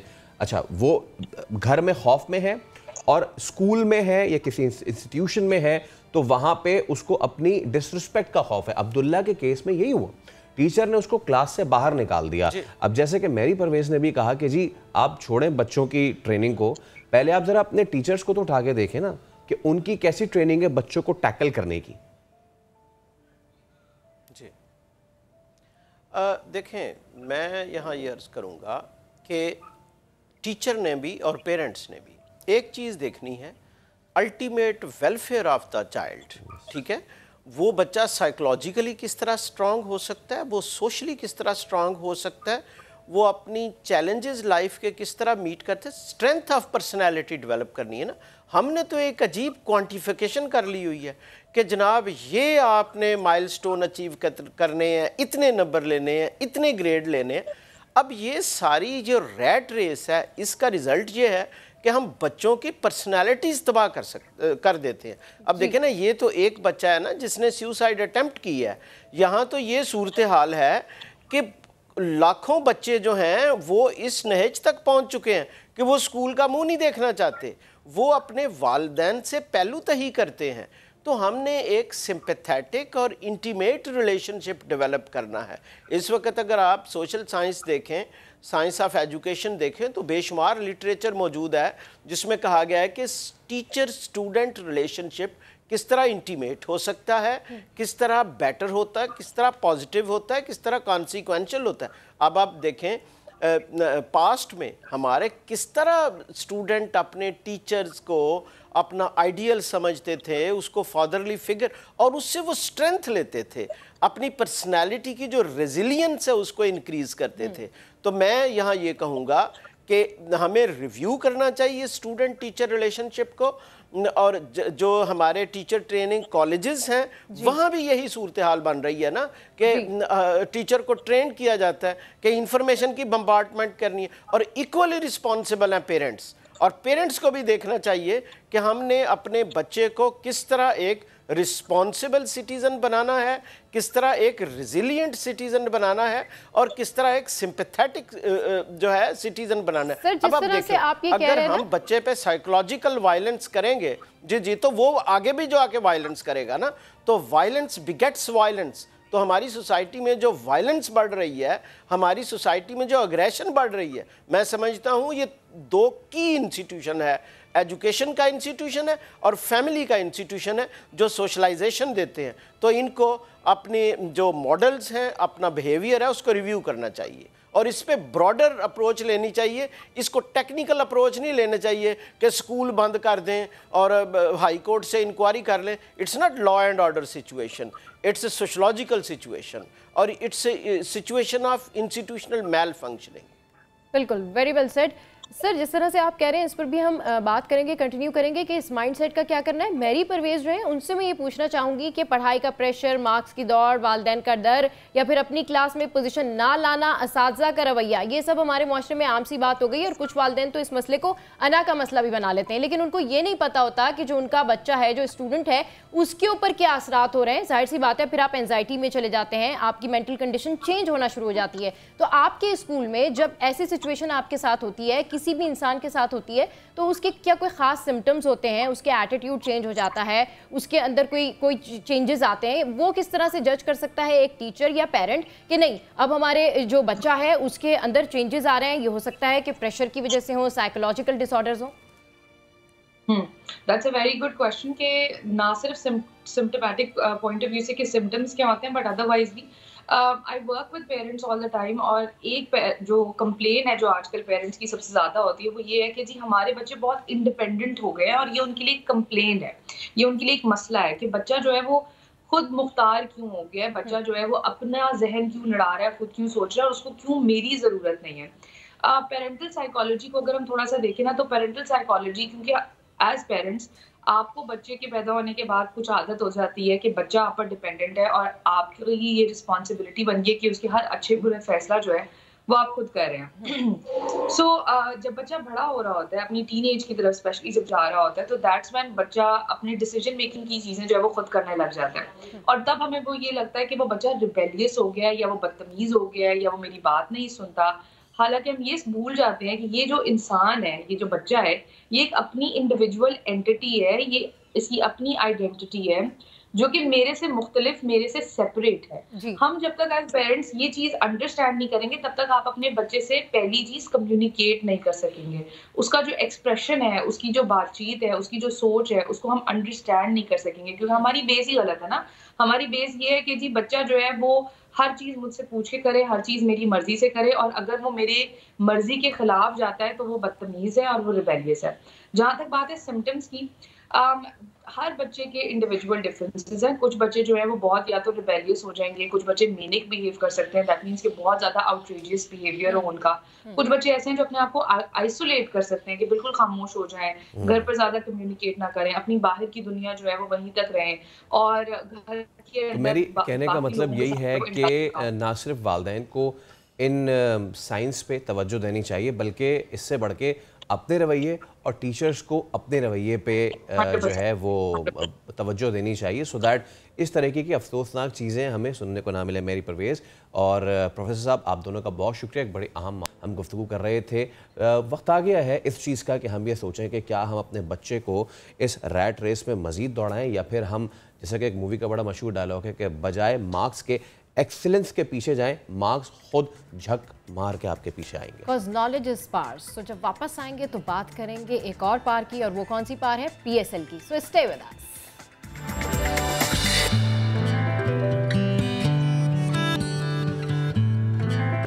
Welcome back. तो खेल की बात करते हैं। PSL 7 में पेशावर ज़ल्मी ने कोयटा ग्लैडिएटर्स को 24 रन से हरा दिया। ग्लैडिएटर्स के विल स्मीथ के 99 रन्स भी रायगा गए। ज़ल्मी के लेग स्पिनर उस्मान कादर ने 3 शिकार किए। Hussain Talat man of the match करार पाए। वैसे मैच में और भी बहुत कुछ हुआ और बहुत से लोग तस्करा कर रहे हैं कारमा का, जो कि सोहेल तनवीर को कल अच्छे तरीके से मिल गया जब बेन कटिंग ने उनको वो छक्के लगाए कि रिक्शे करने पड़ गए। खैर इस पे आगे चल के बात करेंगे। अभी आपको बताएं, मुल्तान सुल्तान्स के ऑलराउंडर खुशदिल शाह कहते हैं रिजवान ने बांग्लादेश के दौरे पर कहा था कि PSL में आपने रेगुलर बॉलिंग करनी है। मुश्ताक अहमद और सकलैन मुश्ताक की मदद से बॉलिंग में बेहतरी आई। उन्होंने हमारे नुमाइंदे हुज़ैफा खान से खुसूसी गुफ्तगू की है, ये आपको दिखाते हैं। दिफाई चैंपियन मुल्तान सुल्तान के स्टार परफॉर्मर खुशदिल शाह हमारे साथ मौजूद हैं। खुशदिल, वेलकम टू द शो। और जिस तरह आपने सीज़न 6 में ट्रॉफ़ी जीती, ऐसा लग रहा है कि उसी मोमेंटम के साथ आपकी टीम कंटिन्यू कर रही है, और सीज़न 7 की आप पहली टीम है जिन्होंने प्लेऑफ मरहले में जगह बनाई है। तो ये कंसिस्टेंट परफॉर्मेंस और ये कंसिस्टेंट सक्सेस जो है, इसके पीछे क्या राज है मुल्तान सुल्तान की? पिछले साल जो हमने ट्रॉफ़ी जीती है, असल में हमारा जो उधर अबू धाबी में पहला मैच और हम जीत गए, वहाँ से हमने हमारी टीम का कॉम्बिनेशन बना और सारे प्लेयर ही परफॉर्म करते रहे, चाहे बैटिंग में भी हो, बॉलिंग में भी हो, तो सारे ही परफॉर्म करते रहे। और आखिर तक इसी तरह हमने कंटिन्यू रखा। कुछ दिन PSL 7 के अंदर एक डिफरेंट रोल के अंदर आप हमें नज़र आए बॉलिंग करते हुए, और आपने स्टार्टिंग में भी बॉलिंग की, डेप्थ ओवर्स में भी बॉलिंग करने आए। तो क्या पहले से प्लान किया हुआ था, इसकी तैयारी कर रहे थे कि PSL में बॉलिंग करूँगा, या बस कप्तान रिजवान ने आपको बॉल दिया स्टार्टिंग में और वो सक्सेस मिलती गई तो उसको कंटिन्यू कर रहे हैं? बॉलिंग का असल वजह यह है कि जब से मैंने क्रिकेट स्टार्ट किए, बैटिंग के साथ साथ मैं बॉलिंग भी करता रहा, और जहाँ पे भी मौका मिलता था, वो T20 मैचेस होंगे या वनडे मैचेस होते थे, तो मैं बॉलिंग करता रहा मैचेस में। पाकिस्तान टीम में आया तो पाकिस्तान टीम में भी मैं हर रोज़, चाहे प्रैक्टिस में हो या मैच डे होगा, तो उसमें भी मैं बॉलिंग करता रहा, हर रोज़ 8, 10, 12 ओवर करता रहा। तो सकलेन भाई थे हमारे साथ, तो वो भी बहुत चीज़ें हमें सिखाता था और उनसे बहुत कुछ सीखने का मौका मिलता था। और इधर 3 साल से मैं मुल्तान सुल्तान के साथ ही रहा हूँ, और इधर ही भी बॉलिंग करता रहा। इधर मुशी भाई है हमारे साथ, मुश्ताक अहमद, वो भी बहुत चीज़ें हमें सिखाते थे। तो ये है कि इधर भी अगर देखा जाए तो मैं 3 साल से PSL में बॉलिंग कर रहा हूँ, लेकिन उस तरह मुझे मौका नहीं मिल रहा था पिछले 2 सालों में। लेकिन इस दफ़ा जो मैं इधर ही वर्ल्ड कप में बॉलिंग की है नेट प्रैक्टिस में और बांग्लादेश में करता रहा, तो रेजी भाई ने भी यही कहा था मुझे बांग्लादेश में, उसने मुझे कहा था कि आप रेडी रहे, आप इंशाल्लाह हर मैच में PSL में 2, 3, 4 और लाजमी करोगे, बस आप रेडी रहे। जब पाकिस्तान क्रिकेट टीम के लिए खेलेंगे तो पाकिस्तान क्रिकेट टीम की तरफ से भी शॉर्टर फॉर्मेट में बॉलिंग कराने का इरादा रखते हैं, या अभी सिर्फ PSL तक ये थॉट मौजूद है? जी बिल्कुल, इस दफ़ा PSL में भी सेकंड विकेट टेकर हूँ अभी तक। तो ये कि इंशाल्लाह मेरी यही कोशिश है कि जहाँ पे भी मुझे मौका मिलता है बॉलिंग में, पाकिस्तान टीम में हो या इधर डोमेस्टिक में हो, जहाँ पे भी हो, लीगों में भी हो, तो मेरी यही कोशिश होगी कि मैं अपनी टीम को एज ऑलराउंडर परफॉर्म करता रहा। मोहम्मद रिजवान के बारे में हमें बताइएगा, वो आपकी टीम के कप्तान हैं और फील्ड पे काफ़ी काम एंड कंपोज नज़र आते हैं। भले फील्डर्स गलतियां करें, बॉलर्स गलतियां करें, कैच भी छूटें, तो वो गुस्सा नहीं करते, स्माइल देते हैं और खिलाड़ियों को कॉन्फिडेंस देते हैं। तो ऐसे कप्तान के होने से टीम का मोराल कितना बुलंद होता है? तो रिजवान भाई जो है वो हमें पूरी टीम को एज ए भाइयों की तरह, एक फैमिली की तरह रखता है, और जिससे या मिस फील्डिंग होती है या बॉलिंग गलत हो रही हो तो वो आपको उस टाइम ही वो आपको सपोर्ट करते हैं और जगाते हैं और कॉन्फिडेंस देता है। तो इसमें सबसे बड़ी खूबी रिजवान भाई में ये है कि वो प्लेयरों को कॉन्फिडेंस देता है और हंसी मजाक में आपसे काम निकलवाता है। PSL तो अपने आखिरी मराहिल में है तकरीबन। अब इसके बाद जो नेक्स्ट असाइनमेंट है पाकिस्तान क्रिकेट टीम की, वो ऑस्ट्रेलिया की असाइनमेंट है। 24 साल बाद ऑस्ट्रेलिया की टीम पाकिस्तान आ रही है, तो उस दौरे के लिए कितना पुरुमीद है? हमारे पाकिस्तान के लिए और हमारे पाकिस्तान के आवाम के लिए बहुत अच्छा है और उनको देखने को मौका मिलता है, और जितने भी पाकिस्तान के क्राउड है, फैंस है, उनके सामने जब होम ग्राउंड पे अपनी टीम खेलती है तो उसकी और जज्बा होता है। तो इंशाल्लाह हमारी उम्मीद है कि इस दफ़ा हम अच्छा से अच्छा खेलें, हमारी टीम टेस्ट में और वनडे और T20 में। तो हमारी यही कोशिश होगी कि इंशाल्लाह यहाँ से दोनों सीरीज जीतवाएं। जी, खुशदिल शाह हमारे साथ मौजूद थे, जो बैटिंग के साथ साथ अब अपनी बॉलिंग से भी जो है वो शायकीन को मुतासिर कर रहे हैं, और उनका यही कहना है कि पूरे पाकिस्तान की तरह वो भी न सिर्फ PSL के लिए बल्कि जो ऑस्ट्रेलिया का अहम दौरा आने वाला है उसके लिए बहुत पुरजोश है। खुशदिल शाह और उनकी टीम तो बहुत खुश है, लेकिन क्वेटा जैसे कि हमने इससे पहले आपको बताया कि बिल्कुल भी खुश नहीं है। और वो कैसे खुश होती? अच्छा स्टार्ट मिला था क्वेटा को, सब कुछ अच्छा जा रहा था, लेकिन वो कहते हैं कि सब अच्छा जा रहा था और फिर पप्पो आ गई। तो कल बैन कटिंग जो है वो पप्पो बन के आए सोहेल तनवीर की, और उन्होंने वो छक्के लगाए, मतलब ऐसे छक्के लगाए और इतनी दूर दूर छक्के लगाएं, और वेस्टइंडीज़ में होने वाली लीग का बदला सोहेल तनवीर से लिया। इस्लामाबाद हाई कोर्ट ने ताहयात नाहली के खिलाफ फैसल वाडा की दरख्वास्त के काबिल समात होने पर फैसला महफूज कर लिया है। ये अहम हियरिंग है जिसके हवाले से हम आपको अपडेट कर रहे हैं। इस्लामाबाद हाई कोर्ट ने ताहयात नाहली के खिलाफ फैसल वाडा की दरख्वास्त के काबिल समात होने पर फैसला महफूज कर लिया है। आपको इस हवाले से हम अपडेट कर रहे हैं। अहम समात हुई है आज, और आपको बताएं कि इस्लामाबाद हाई कोर्ट के चीफ जस्टिस अतहर मिनुल्लाह ने ये समात की। फैसल वाडा के वकील वसीम सज्जाद अदालत के सामने पेश हुए, जबकि वसीम सज्जाद का जो कहना है वो ये है कि इलेक्शन कमीशन ने 62(1)F के तहत फैसला सुनाया। इलेक्शन कमीशन का इख्तियार नहीं कि वो नाअहली का ऑर्डर जारी करे। और अदालत का जो मौक़िफ़ है वो ये है कि सुप्रीम कोर्ट ने कहा था बयान हल्फी किसी भी वक्त गलत निकला तो नताइज होंगे, जबकि अदालत की जानिब से मज़ीद कहा गया कि क्या फैसल वाउडा ने नेक नियति साबित की और उन्होंने झूठा बयान हल्फी नहीं दिया। फैसल वाउडा ने जिस मुल्क की शरीयत छोड़ी थी उसका सर्टिफिकेट लगा देते हैं।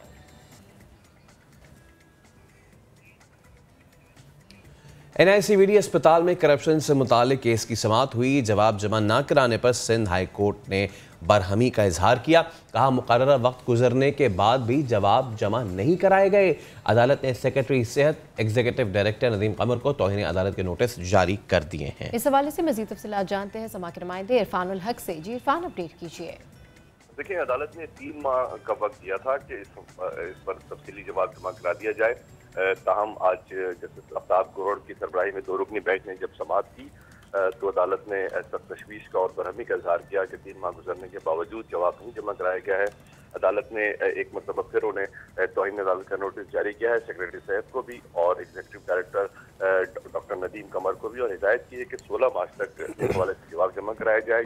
दरख्वास्त में ये कहा गया है कि NICVD में बड़े पैमाने पर करप्शन हुई है और करोड़ों रुपए का फंड खुद किया गया है। ठीक है, अपडेट करने के लिए शुक्रिया।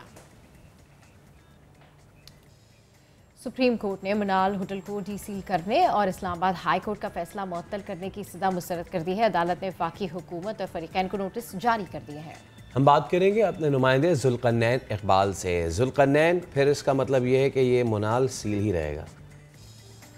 जी बिल्कुल फैसल, मनाल अगले हफ्ते तक कम से कम सील रहेगा, क्योंकि अदालत ने फरीकैन को वफाकी हुकूमत को नोटिस जारी करते हुए समाअत को आइंदा हफ्ते तक मुलतवी किया है। मखदूम अली खान मनाल की जानिब से पेश हुए और इस अदा की कि अदालत कम से कम फैसले को मुअत्तल कर दी, क्योंकि अभी तहरीरी फैसला जारी नहीं हुआ। लेकिन इसके बावजूद इस्लामाबाद इंतजामिया ने टेक ओवर कर लिया है, CDA ने और वाइल्ड लाइफ ने मनाल को सील कर दिया गया है उस प्रीमिसेस को, इसलिए हम बिल्कुल उसको इस्तेमाल भी नहीं कर सकते। तब अदालत ने कहा कि आइंदा हफ्ते हम समाअत के लिए इसको मुकर्रर करेंगे, जिसमें तमाम नुकात का जायजा लेकर इस हवाले से जो भी मुनासिब इक़दाम होंगे वो जारी किए जाएंगे। ठीक है, बहुत शुक्रिया आपका जुल्करनैन।